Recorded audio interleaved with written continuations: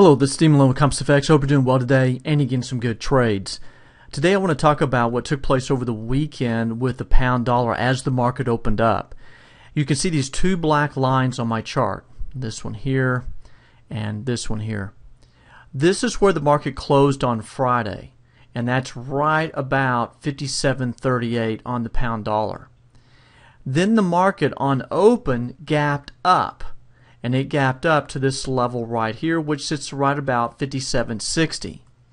So oftentimes when the market gaps like this, we look for the market to come back and fill the gap within about a 2 to 3 day period of time.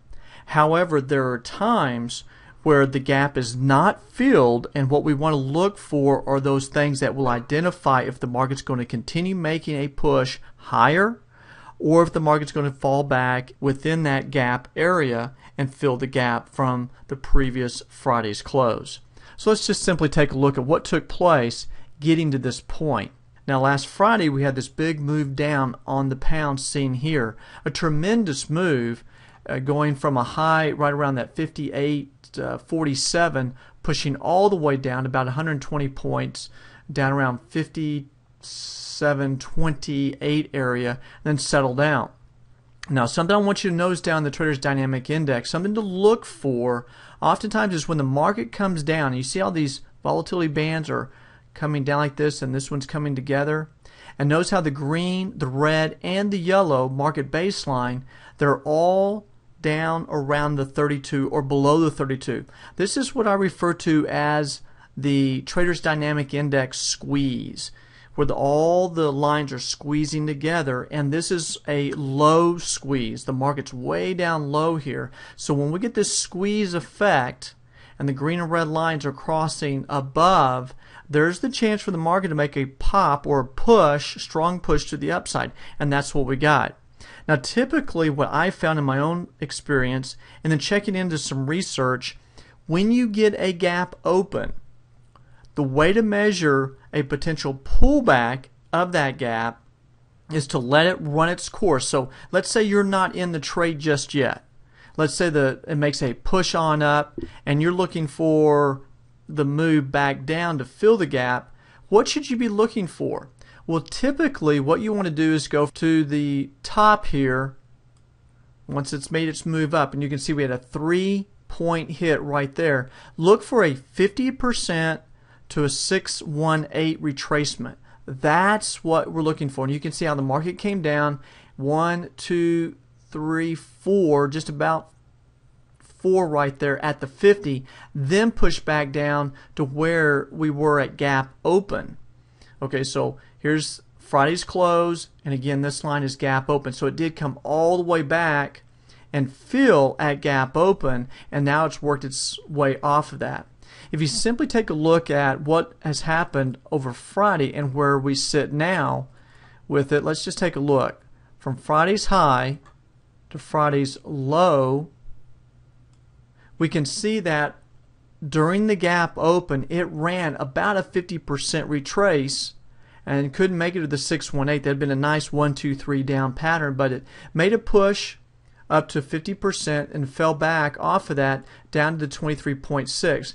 Then we started working our way up to the 786. Now what we want to do in a gap open scenario is use the previous Friday's high and low to work with the fib levels. And generally speaking, what the market will do and what certain algorithms are programmed to do is to work with the previous Friday's high and low and the fib levels being the potential targets and stops. So in this case, we make a push up to about 50%, we fall back to about a 23.6%, and then at this point the market starts working its way back up, back to the 50%. Look at this, 1 pin high right there, the 618, and eventually today we get up to the 786. We did a move back to the 50%. Look at this. I mean, just almost exactly fib levels, level after level. A double top pattern seen right here with a lower high. You come across and you can see how the market's dropped down off of that double top pattern and it's coming down back to the 50%, back down to the 38.2, and then potentially here we can see it roll back down to gap open. So you can see from this analysis that the markets played the fib levels from last Friday. Now, where do we go from here? If the gap open level holds throughout the week, then this is going to be your support that the market's going to work off of back up to what some expect 160 to 161.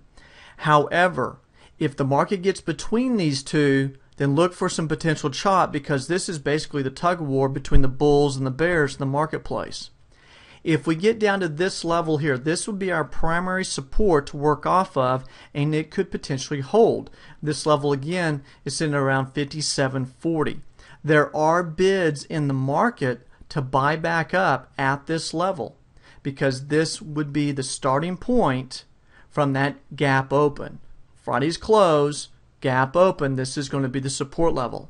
Should the market retrace and drop below this level here, look for the market to come back up to it, test it. If it holds, it will become the intraday resistance level to see the week possibly drop lower than the gap open.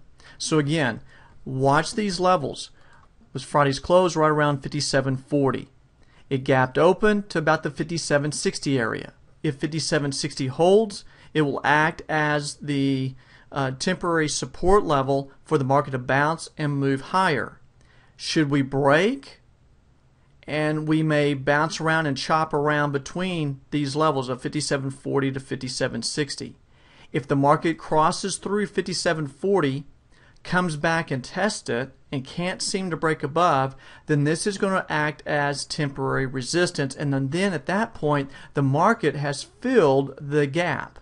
Usually it takes 2 to 3 days to fill the gap if the market is going to move in the direction of filling the gap. Well, folks, this is D. Malone with Compass FX. I hope some of this information will help you in your trading. Remember, towards the end of the week, if you see the market do an extreme squeeze down low or an extreme squeeze down high, and the market price is getting tighter and tighter, there's the possibility of having a gap at market open. Now, if you don't catch the gap, wait for the gap to settle out, high or low, then trade it back 50% to possibly 618%. This is D. Malone with Compass FX. Y'all make it a great day. Get some good trades. We'll talk to you next time. Bye-bye.